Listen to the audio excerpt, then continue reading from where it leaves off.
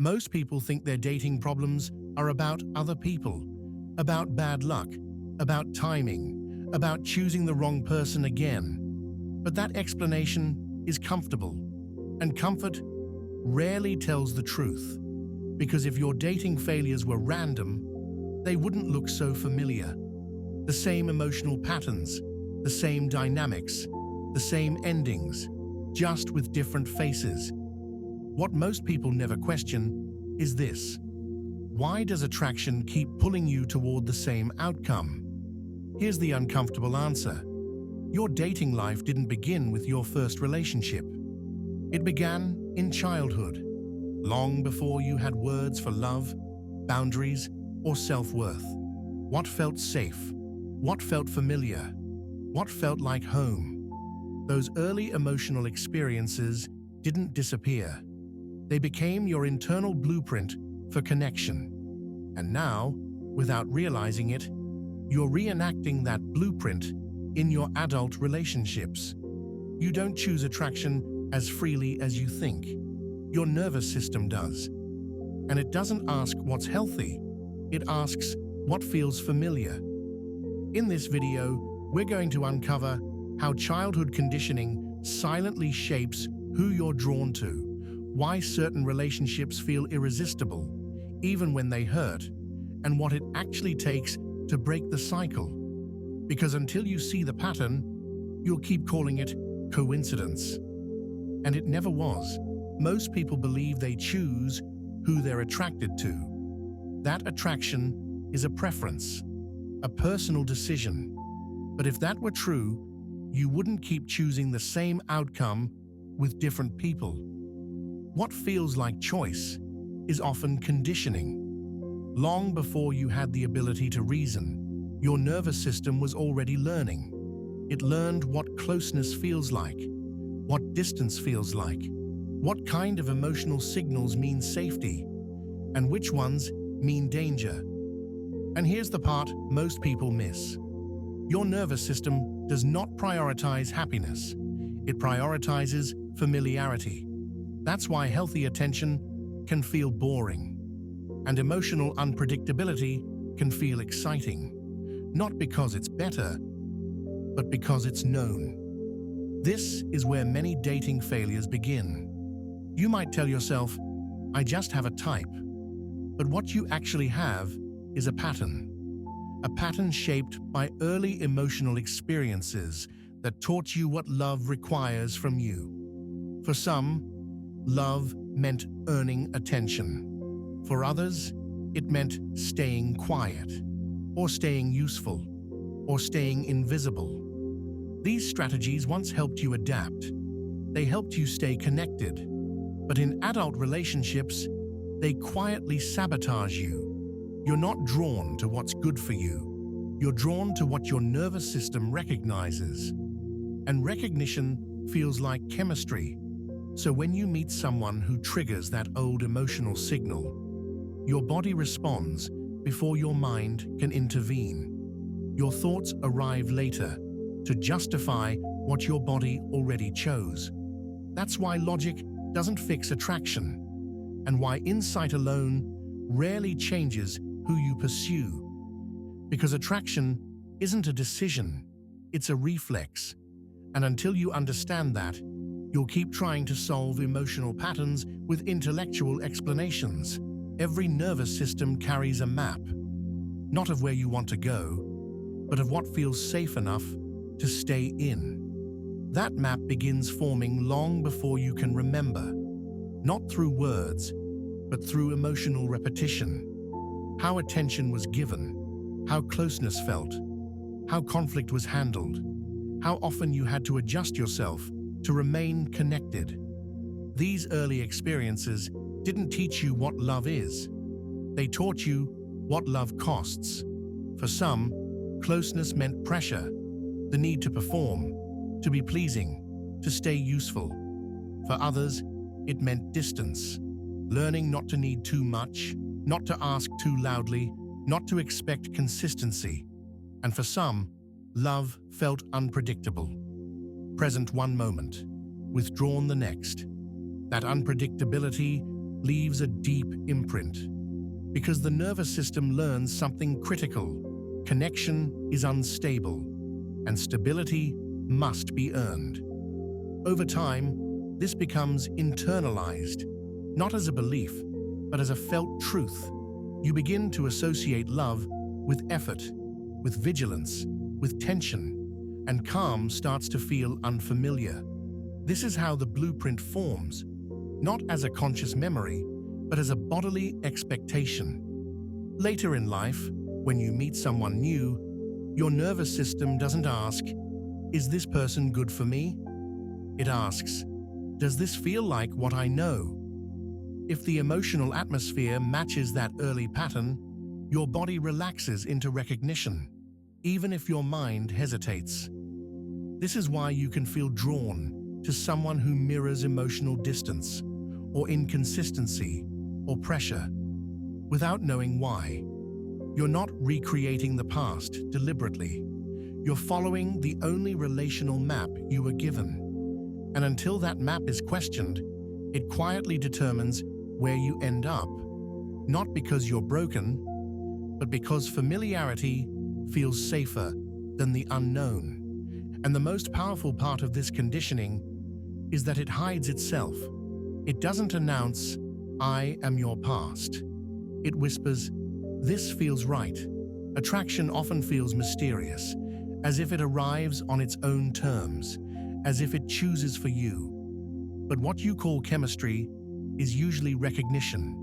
Your nervous system is constantly scanning, not for love, but for familiar emotional signals.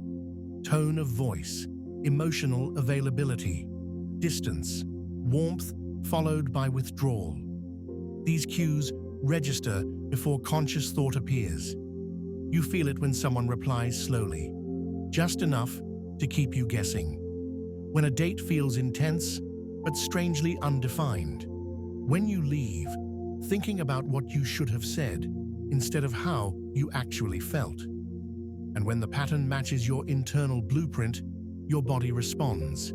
Your chest tightens or opens. Your attention locks in. Your interest sharpens. That sensation is often mistaken for depth. You tell yourself, "There's something about them." But what's happening is activation. You're not responding to who the person is. You're responding to what they awaken in you. This is why attraction can feel instant. You meet someone, conversation flows, but there's an undercurrent of uncertainty. They're warm, but slightly out of reach. Interested, but not fully present. Your focus narrows. Meanwhile, someone else is clear, consistent, available. They text back, they make plans, they show interest without tension. And somehow, you feel nothing. Not boredom, emptiness. Because calm doesn't register as attraction when your system learned that connection comes with effort. So the nervous system labels stability as uninteresting and intensity as meaningful. That's why someone who cancels plans, goes quiet for days, or gives affection inconsistently can feel irresistible. Your mind may notice the red flags, but your body feels pulled. Attraction, in this sense, is the pull of unfinished emotional business. The stronger the activation, the more significant it feels. But intensity is not intimacy, and chemistry is not compatibility. What you're drawn to often has less to do with who can meet you, and more to do with what your nervous system was trained to chase. That's why the dynamic repeats. Different names, different faces, same emotional gravity. And until that gravity is understood, it will keep pulling you in the same direction. Once attraction has locked in, something subtle begins to happen. You stop relating to the person in front of you and start relating to what they represent. An old emotional role activates. Not consciously, automatically. You become more attentive, more flexible, more careful. You monitor tone, timing, distance. You sense when to lean in and when to pull back. And slowly, without realizing it, the relationship stops being mutual and starts becoming strategic. This is where repetition takes shape. You're no longer just interested in connection. You're trying to resolve something, to finally be chosen, seen, prioritized, to succeed where you once adapted. That effort often feels like love, but it isn't. It's tension, and tension is familiar. So you invest more. You give more emotional space, more understanding, more patience. You explain away inconsistency. You minimize your needs. You tolerate uncertainty longer than you should. Not because you don't see it, but because part of you believes this is what connection requires. And when distance appears, the pull intensifies. Silence feels loud. Withdrawal feels personal.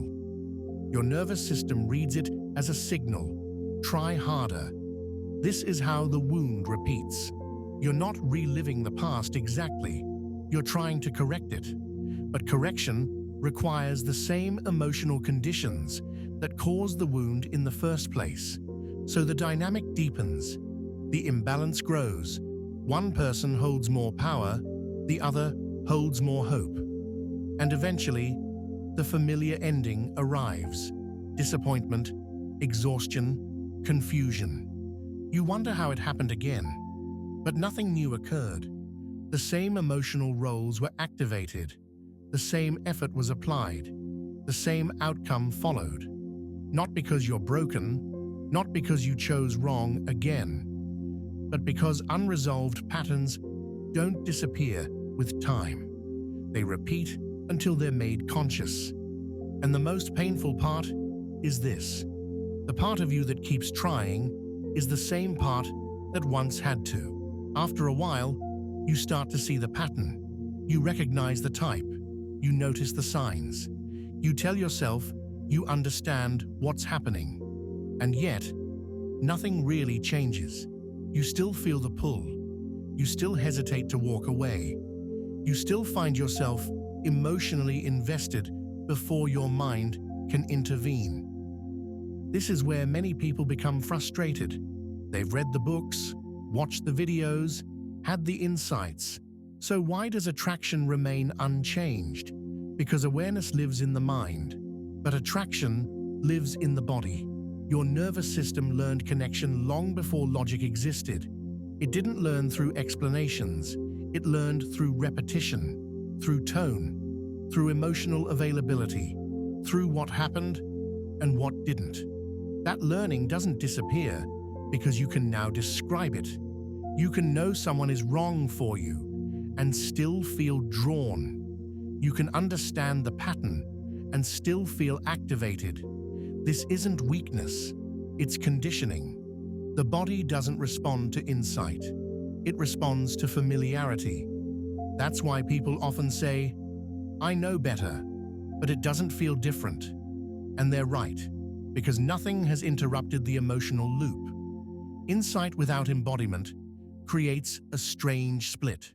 Your mind knows, your body pulls, and the tension between the two can feel exhausting. So you start negotiating. You give it another chance. You wait a little longer. You hope this time will be different. Not because you're unaware, but because your nervous system hasn't learned a new reference point. It hasn't experienced connection without tension, closeness without effort, presence without uncertainty. Until it does, old patterns will keep feeling more real than healthy alternatives, and no amount of understanding can substitute for that experience, because insight explains the pattern, but it doesn't rewire it. Real change doesn't begin with choosing different people. It begins with choosing a different internal response. Most attempts to fix dating patterns fail because they aim at the surface. They swap partners, strategies, or rules while the nervous system remains untouched. And the nervous system will always pull you back toward what it knows. Breaking the pattern means staying present when the familiar pull arises, and not obeying it automatically. This is harder than it sounds because attraction doesn't ask for permission. It shows up as urgency, curiosity, tension. The impulse is to move toward it, to engage, to invest. The work is learning to pause instead of comply. At the same time, something else happens. When you step away from intensity, calm begins to appear. And calm often feels wrong at first. It can feel empty, flat, even uncomfortable, not because something is missing, but because your system hasn't learned to associate safety with connection yet. For a long time, closeness meant effort, vigilance, or emotional uncertainty. So when those signals disappear, the body interprets it as a lack. This is where most people turn back. They mistake unfamiliarity for disinterest and return to what feels alive. But what feels alive is often just activation. Healing requires staying long enough in this new emotional space for the body to learn something different. That presence doesn't require performance. That interest doesn't need tension. That consistency isn't a threat. This process is not exciting. It doesn't come with sparks or urgency. It comes with subtle regulation, with slower pacing, with moments where nothing dramatic happens, and that's the point. Over time, the nervous system begins to recalibrate. What once felt boring starts to feel stable. What once felt intense starts to feel draining. This is how attraction changes, not through force or discipline, but through exposure to a different emotional reality. You don't suppress desire. You let it pass without acting on it. You don't chase calm. You remain present long enough for it to become meaningful. Breaking the pattern means tolerating the absence of old signals until new ones form. It means choosing consistency before it feels rewarding. And slowly, almost quietly, your body begins to follow where your awareness already is. At some point, the question is no longer why the pattern exists. You already know where it came from. The real question becomes whether you continue to live from it. Because childhood conditioning doesn't disappear. It matures with you. If it isn't examined, it doesn't weaken. It gains influence. There is a subtle shift that marks adulthood in relationships. It's the moment you stop asking who you're drawn to and start asking what part of you is being activated. Not to judge it, not to suppress it, but to recognize it without handing it control. This is where responsibility begins. Responsibility doesn't mean denying attraction or forcing yourself into something that doesn't feel right. It means understanding that not every pull deserves action. Some impulses are echoes. They belong to an earlier version of you that needed to adapt in order to stay connected. Honoring that part doesn't mean letting it decide your future. When you act from conditioning, relationships feel urgent. When you act from choice, they feel grounded. The difference is subtle but decisive. One is driven by the need to resolve something, the other by the capacity to respond. This is where many people hesitate, because choosing differently often means walking away from what feels emotionally familiar. It means leaving intensity without a dramatic reason. It means trusting stability before it feels rewarding. And that can feel like loss, even when nothing was actually taken from you. But something important happens here. When you stop chasing emotional familiarity, your nervous system slowly learns that connection doesn't have to be earned. That interest doesn't require tension. That being chosen doesn't require proving your worth. This is the adult position in dating. Not perfect, not detached, but conscious. You don't wait for attraction to decide for you. You allow it to arise, and you choose how to respond. Your past explains you. It does not command you. And the moment you stop confusing familiarity with truth, your relationships begin to change. Not all at once, but in a way that finally lasts. If you recognize yourself in these patterns, there's nothing wrong with you. What you've been doing once made sense. It kept you connected when connection mattered most. But what protected you then may be limiting you now. Awareness doesn't erase conditioning. It gives you a choice to pause instead of react, to notice instead of chase, to stay present when old impulses ask to be followed. This is where real change lives, not in forcing new behavior, but in relating differently to the pull itself. When you stop letting familiarity define truth, space opens for something quieter and more stable to grow. So pay attention to what feels compelling and ask yourself what it's echoing. Pay attention to what feels calm and notice how quickly you dismiss it. The work isn't to feel differently overnight. It's to respond differently, consistently. Your past explains you. It does not excuse your future. If this resonated, take a moment to reflect. And if you want to continue this work, you're welcome to subscribe. Not for answers, but for deeper questions. And remember, insight is the beginning.